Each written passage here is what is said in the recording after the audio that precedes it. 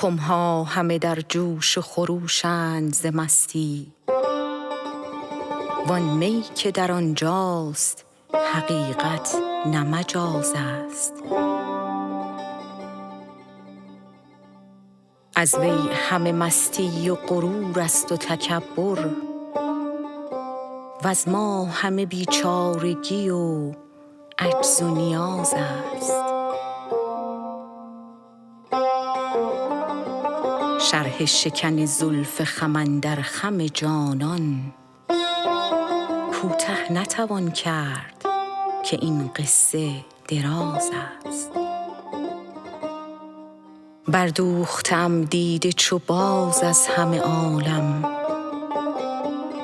تا دیده من بر رخ زیبای تو باز است.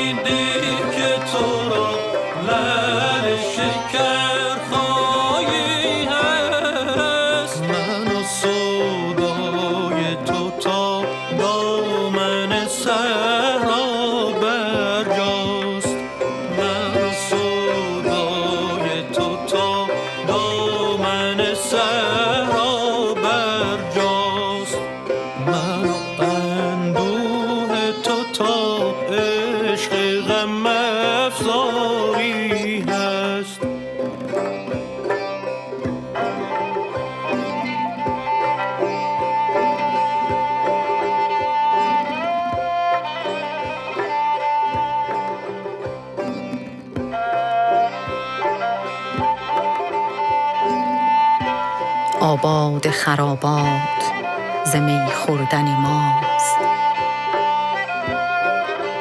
آباد خرابات ز می خوردن ماست، خون 2000 توبه بر گردن ماست. گر من نکنم گناه رحمت که کند، آرایش رحمت از گناه کردن ماست.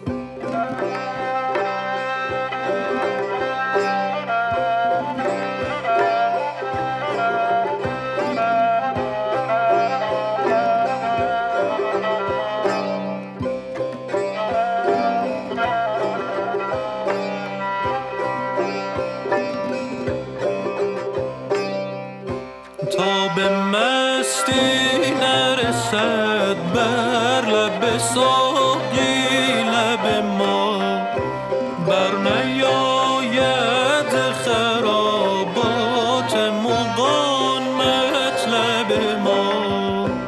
عشق پیریست که ساغر قدیم از کف او، طفلیست که دانا شده در مکتب ما.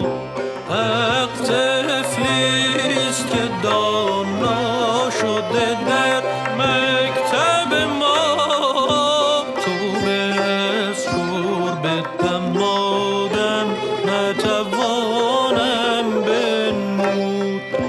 تو به شرب دمادم نتوانم بنمود که جز این شیوه شیرین نبود مشرب ما.